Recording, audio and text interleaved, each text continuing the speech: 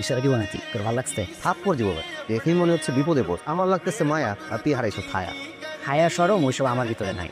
তোর তো আমি এত সুশী না। আচ্ছা আমাকে একটু থানায় পৌঁছে দেবেন? রাস্তাঘাট কোনো কিছু চিনি না তো।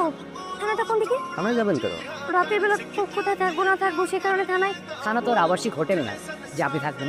একটা রাত তো। জি জি। ঠিক আছে, আসেন। একটা চট দিমু, না জানায় বিয়া করছো খানা। ওনার সাথে আমার কোনো বিয়ে হয়নি, ওনাকে আমি চিনি পর্যন্ত না, বিশ্বাস করেন। আসলে আমি খুব বড় একটা বিপদে পড়েছি তো। আজকে রাতটা একটু এখানে থাকতে দিন, আমি সকালের মতো চলে যাবো। কোনো ভয় নেই। টিউশনের পাশাপাশি এখানে পার্ট টাইম জব করছি। একজন আমাকে হেল্প করেছে যাত্রা নিতে। এত কিছু ঘটে গেল, আপনি আমাকে কিছুই জানালেন না? আপনার ফোন নাম্বার কি আমার কাছে আছে নাকি জানা আপনাকে জানাবো? কেন, আমার খালা কি মারা গেছে?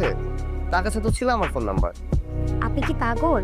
আপনার বড় খালা এমনিতেই সন্দেহ করে যে আপনার সাথে নাকি আমার প্রেমের সম্পর্ক। তারপর খালার কাছে কিভাবে আপনার নাম্বার চাই? আলাউয়ের মাঝে একটা বার যোগাযোগ করবো না। সব মানুষের এত অদ্ভুত কেন আমি বুঝি না।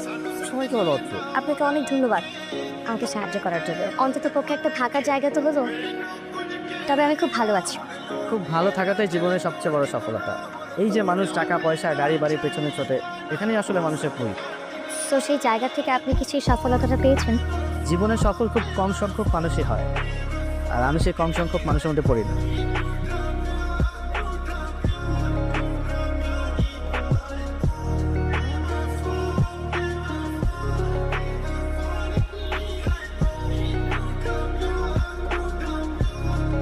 আই আসাদ, তুই কই রে?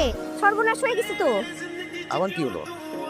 আরে ওই যে শাইলারে এসে তো ধরে নিয়ে গেছে 3-4 জন লোক আইসা। তাহলে চলে গেল? তো যাইবো না তো কি? লোকগুলো আসলো, কি কি কথা বললো, মিটিং চললো, তারপরে চলে গেল। কি আর করা, যে যাবার সে তো যাবি। ভাই এটা কি জাহাঙ্গীর মোড়? এটা তো জাহাঙ্গীর মোড়। শশী পুকুরটা কোন দিকে? পশ্চিমপুরতে শুধু মেলা দূর, আপনার তো আপনি যে পায়ে হেঁটে যেতে পারবেন না, তাহলে আপনাকে রিক্সা যেতে হবে।